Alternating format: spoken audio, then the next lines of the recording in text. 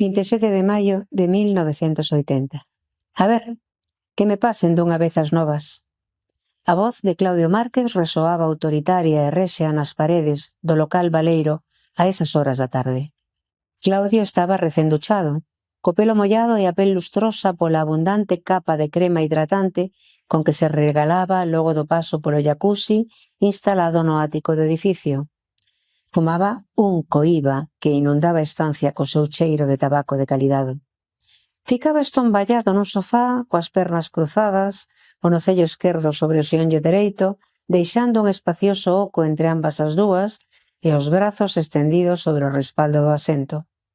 Mentres falaba, sostiña o puro entre o índice e o pulgar nun xesto que quería ser elegante.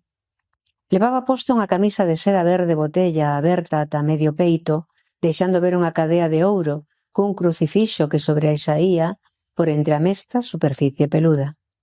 O pantalón gris con pinzas, de xénero fino e coas perneiras amplas, estaba suxeito por un cinto de pel de cocodrilo negro, igual cos zapatos.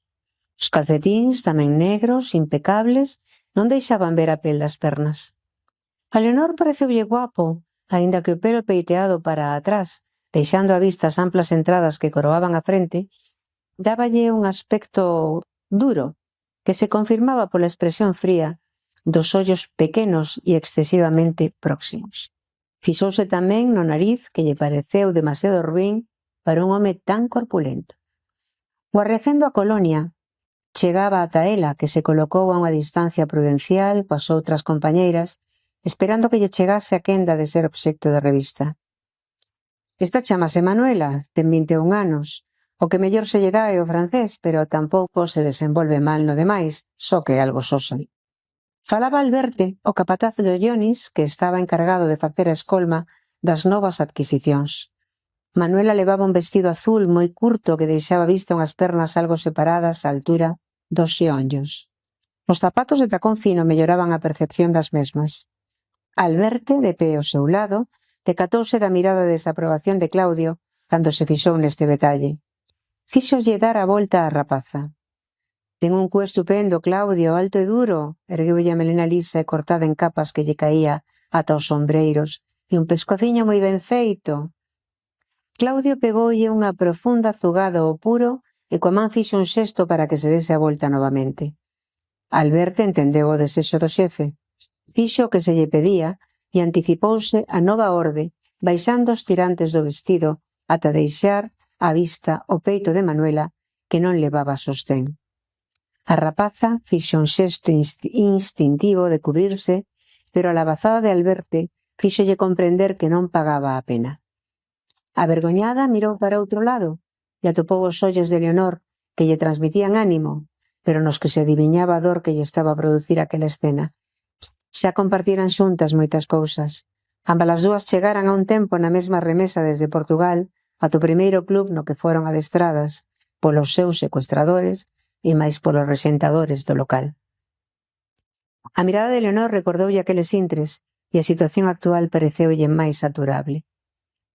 Ten as tetas moi pequenas, dixo Claudio despectivo. Ademais, non me gusta a expresión da súa cara, que quede onde estaba polo de agora. Alberte triscou cos dedos para indicarlle que rematara a súa función. Manuela subiu os tirantes do vestido e camiñou cara ao resto das rapazas.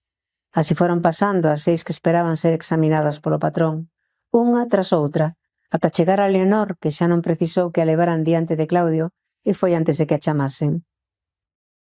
Claudio repasou palmo a palmo todo o que se podía apreciar a primeira vista. Melena corta e negra, de rizos grandes, ollos oscuros, cellas poboadas pero ben debuxadas, boca ampla na que non faltaba ningunha peza, nariz algo grande en relación co resto das faccións, tez olivácea pero tersa, peito abundante e redondo, cadeiras estreitas, ventre chan, coxas algo entradas en carnes, cuco recto, pernas ben feitas e pés pequenos.